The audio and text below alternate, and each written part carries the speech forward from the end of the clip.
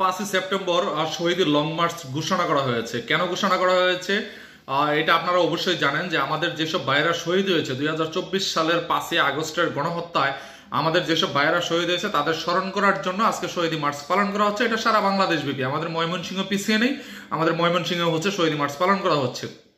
তো ইতিমধ্যে আমরা যে খবর পেয়েছি সরকারি হিসাব মতে 724 জনের মতো আমাদের ছাত্র ভাই বোন থেকে সাধারণ মানুষ মারা গিয়েছে।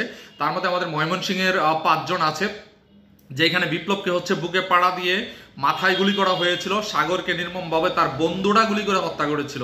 তো এই যে হত্যাকাণ্ড চালানো হয়েছে, এই হত্যাকাণ্ডটা গণ অভ্যুত্থান হিসেবে সংবিধানে অন্তর্ভুক্ত করা হোক, যাতে করে পরবর্তীতে যে সরকারি ক্ষমতায় আসুক না কেন তারা যেন এই গণহত্যাকে স্মরণ করে এবং পরবর্তীতে কোনো সরকার যে সরকারি ক্ষমতায় আসুক তারা যেন কোনো স্বৈরাচারী ভূমিকায় উত্তীর্ণ হতে না পারে বা আর কোনো সরকার স্বৈরাচারী সরকার হিসেবে বাংলাদেশে অবতীর্ণ না হতে পারে।